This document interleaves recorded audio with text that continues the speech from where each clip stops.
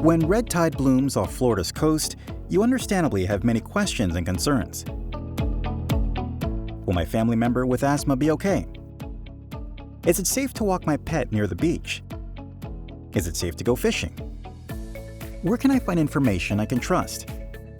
In this video, we'll focus on sources of reliable information that we at Florida Fish and Wildlife Conservation Commission, or FWC, provide during, after, and even before red tide blooms affect your favorite beach.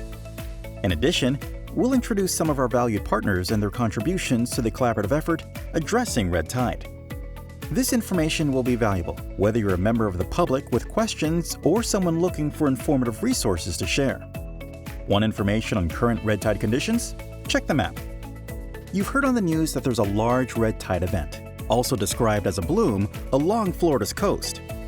Can you see an up-to-date and detailed map of where the bloom is in Florida? Yes. One of the most useful resources is a summary of where red tide has been found in recent samples. You can check this summary using the FWC Red Tide Daily Sample Map. This online map shows every county in Florida with an overlay of red tide sampling results from the past 8 days. Counts from samples are shown as color-coded dots on the map, and you can zoom in for more details. Each dot on the map represents a location where water samples were collected before being delivered to the FWC lab in St. Petersburg, where they are examined under a microscope by our research team. The results of red tide cell counts are entered into a database and then uploaded to the map, all with the whole process typically completed in 24 to 48 hours.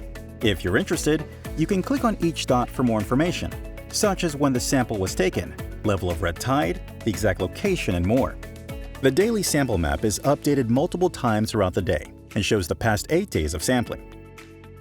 Remember, the information shown in our daily sample map may not perfectly reflect the exact location and severity of a red tide bloom, since blooms can change from day to day.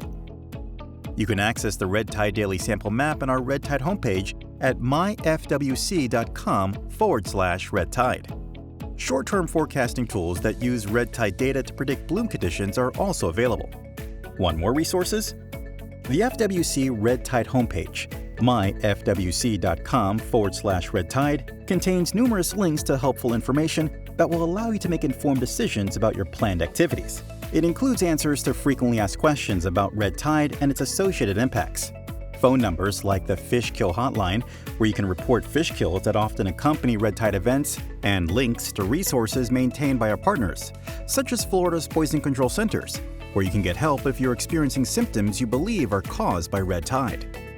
Each day, new sampling results from our database are shared with our partners. This collaborative network can help you determine, is it safe to swim during a red tide in Florida? Do red tides occur anywhere else? Will I experience respiratory irritation during a red tide in Florida? Is it okay to eat recreationally harvested shellfish during a red tide? Can we predict where a red tide will occur? During a bloom, useful updates are shared twice a week online, by email and over social media.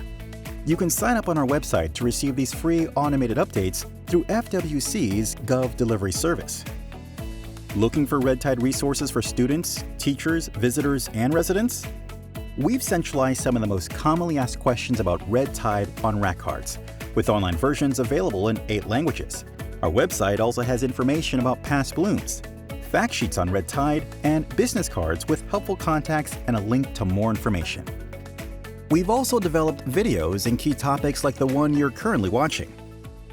There are additional resources not covered in this short video, so head over to myfwc.com/red tide to explore the contributions made by all the partners in the collaborative network addressing red tide.